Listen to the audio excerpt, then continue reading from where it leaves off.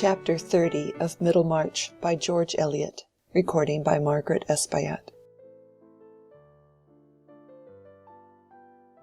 Qui veut délasser hors de propos, lasse. Pascal. Mr. Casaubon had no second attack of equal severity with the first, and in a few days began to recover his usual condition. But Lydgate seemed to think the case worth a great deal of attention. He not only used his stethoscope, which had not become a matter of course in practice at that time, but sat quietly by his patient and watched him. To Mr. Casaubon's questions about himself, he replied that the source of the illness was the common error of intellectual men, a too eager and monotonous application. The remedy was to be satisfied with moderate work, and to seek a variety of relaxation. Mr. Brooke, who sat by on one occasion, suggested that Mr. Casaubon should go fishing, as Cadwallader did, and have a turning-room, make toys, table legs, and that kind of thing. "In short, you recommend me to anticipate the arrival of my second childhood," said poor Mr. Casaubon, with some bitterness. "These things," he added, looking at Lydgate, "would be to me such relaxation as toe-picking is to prisoners in a house of correction." "I confess," said Lydgate, smiling, "amusement is a rather unsatisfactory prescription. It is something like telling people to keep up their spirits. Perhaps I had better say that you must submit to be mildly bored rather than to go on working."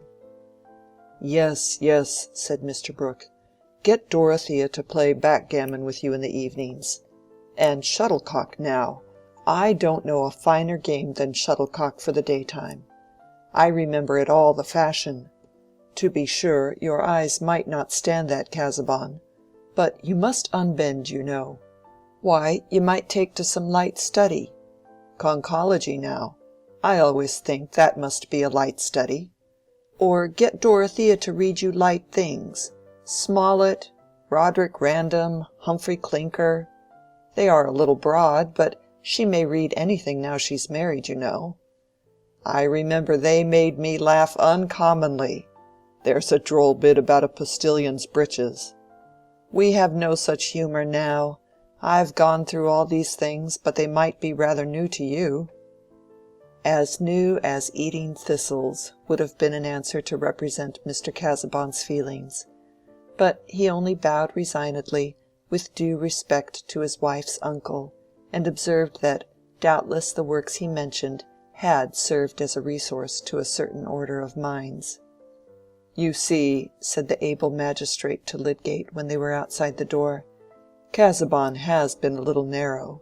It leaves him rather at a loss when you forbid him his particular work, which I believe is something very deep indeed, in the line of research, you know. I would never give way to that. I was always versatile. But a clergyman is tied a little tight. If they would make him a bishop now, he did a very good pamphlet for Peel. He would have more movement then, more show, he might get a little flesh. But I recommend you to talk to Mrs. Casaubon. She is clever enough for anything, is my niece. Tell her her husband wants liveliness, diversion. Put her on amusing tactics." Without Mr. Brooke's advice, Lydgate had determined on speaking to Dorothea.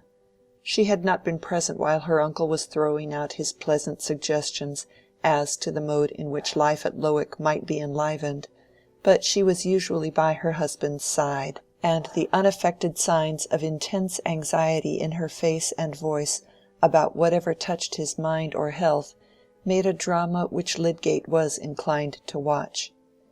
He said to himself that he was only doing right in telling her the truth about her husband's probable future, but he certainly thought also that it would be interesting to talk confidentially with her.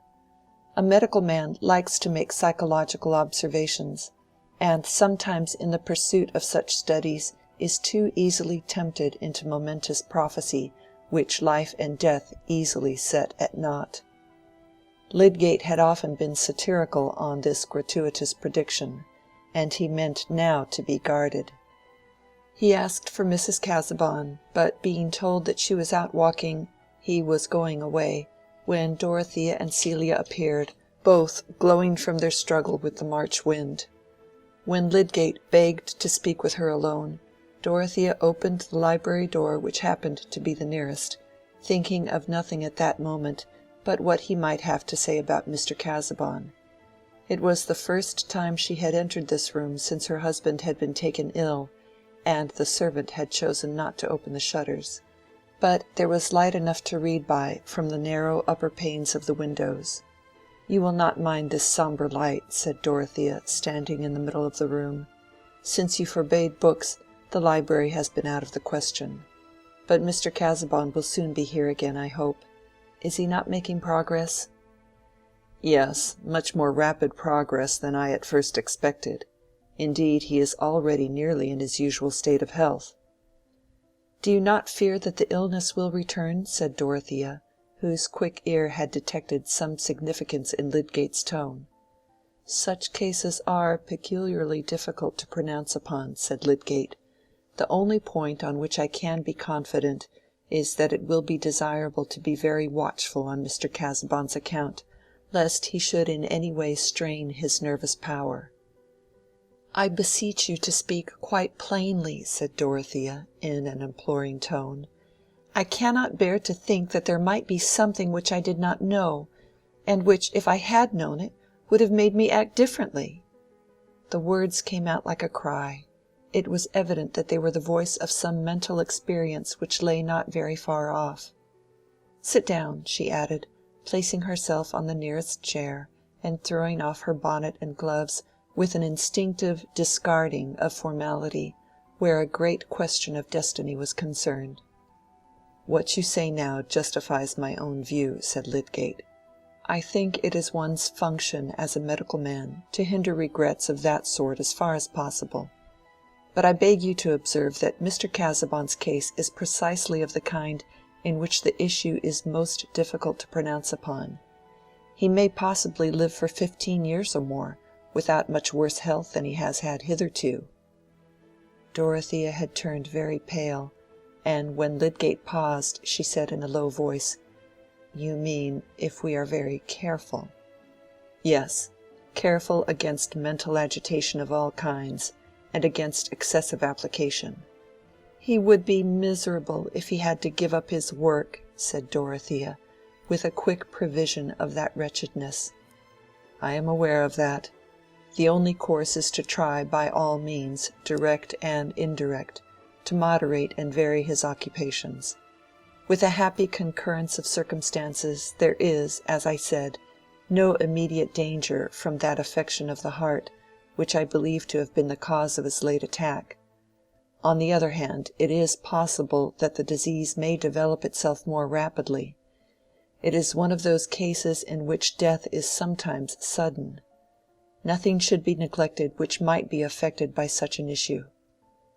There was silence for a few moments, while Dorothea sat as if she had been turned to marble, though the life within her was so intense that her mind had never before swept in brief time over an equal range of scenes and motives. "Help me, pray," she said at last, in the same low voice as before. "Tell me what I can do." "What do you think of foreign travel? You have been lately in Rome, I think." The memories which made this resource utterly hopeless were a new current that shook Dorothea out of her pallid immobility. "Oh, that would not do, that would be worse than anything," she said with a more childlike despondency while the tears rolled down. "Nothing will be of any use that he does not enjoy." "I wish that I could have spared you this pain," said Lydgate, deeply touched, yet wondering about her marriage. Women just like Dorothea had not entered into his traditions. "It was right of you to tell me. I thank you for telling me the truth." "I wish you to understand that I shall not say anything to enlighten Mr. Casaubon himself. I think it desirable for him to know nothing more than that he must not overwork himself, and must observe certain rules. Anxiety of any kind would be precisely the most unfavorable condition for him." Lydgate rose, and Dorothea mechanically rose at the same time, unclasping her cloak and throwing it off as if it stifled her. He was bowing and quitting her, when an impulse which if she had been alone would have turned into a prayer, made her say with a sob in her voice, "Oh, you are a wise man, are you not? You know all about life and death. Advise me. Think what I can do. He has been laboring all his life and looking forward. He minds about nothing else, and I mind about nothing else."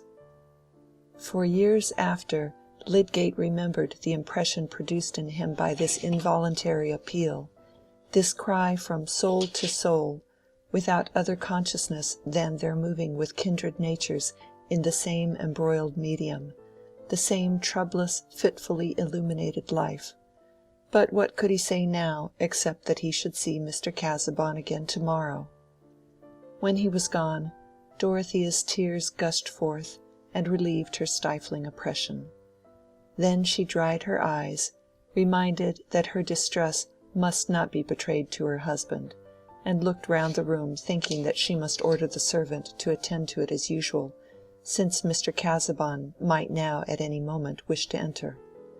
On his writing-table there were letters which had lain untouched since the morning when he was taken ill, and among them, as Dorothea well remembered, there were young Ladislaw's letters, the one addressed to her still unopened.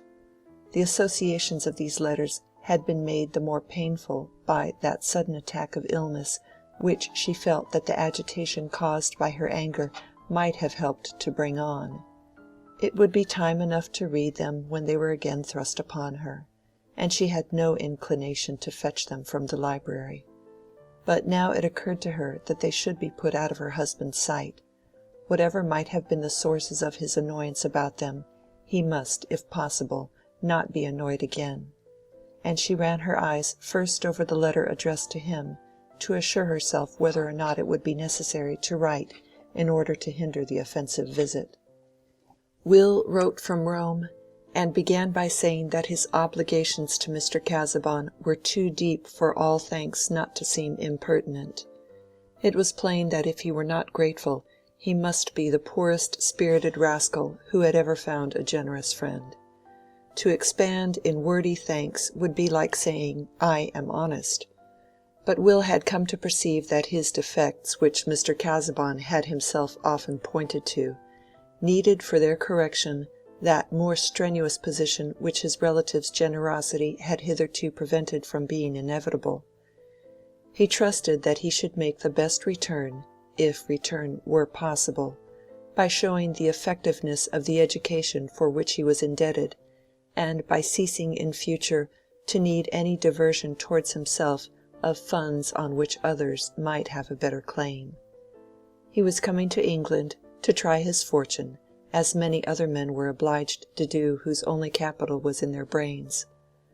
A friend Naumann had desired him to take charge of the Dispute, the picture painted for Mr. Casaubon, with whose permission, and Mrs. Casaubon's, Will would convey it to Lowick in person. A letter addressed to the poste restante in Paris within the fortnight would hinder him, if necessary, from arriving at an inconvenient moment. He enclosed a letter to Mrs. Casaubon in which he continued a discussion about art begun with her in Rome. Opening her own letter, Dorothea saw that it was a lively continuation of his remonstrance with her fanatical sympathy and her want of sturdy neutral delight in things as they were, an outpouring of his young vivacity which it was impossible to read just now. She had immediately to consider what was to be done about the other letter. There was still time, perhaps, to prevent Will from coming to Lowick.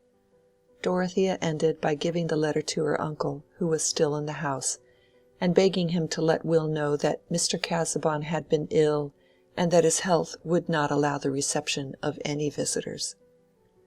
No one more ready than Mr. Brooke to write a letter. His only difficulty was to write a short one, and his ideas in this case expanded over the 3 large pages and the inward foldings.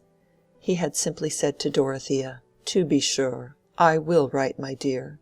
He's a very clever young fellow, this young Ladislaw. I dare say will be a rising young man. It's a good letter, marks his sense of things, you know. However, I will tell him about Casaubon." But the end of Mr. Brooke's pen was a thinking organ, evolving sentences, especially of a benevolent kind, before the rest of his mind could well overtake them. It expressed regrets and proposed remedies, which, when Mr. Brooke read them, seemed felicitously worded, surprisingly the right thing, and determined a sequel which he had never before thought of. In this case, his pen found it such a pity young Ladislaw should not have come into the neighborhood just at that time, in order that Mr. Brooke might have his acquaintance more fully, and that they might go over the long-neglected Italian drawings together. It also felt such an interest in a young man who was starting in life with a stock of ideas, that by the end of the second page it had persuaded Mr. Brooke to invite young Ladislaw, since he could not be received at Lowick, to come to Tipton Grange. Why not? They could find a great many things to do together, and this was a period of peculiar growth. The political horizon was expanding, and, in short, Mr. Brooke's pen went off into a little speech which it had lately reported for that imperfectly edited organ, the Middlemarch Pioneer. While Mr. Brooke was sealing this letter, he felt elated with an influx of dim projects: a young man capable of putting ideas into form, the Pioneer purchased to clear the pathway for a new candidate, documents utilized. Who knew what might come of it all? Since Celia was going to marry immediately, it would be very pleasant to have a young fellow at table with him, at least for a time. But he went away without telling Dorothea what he had put into the letter, for she was engaged with her husband, and, in fact, these things were of no importance to her. End of chapter 30.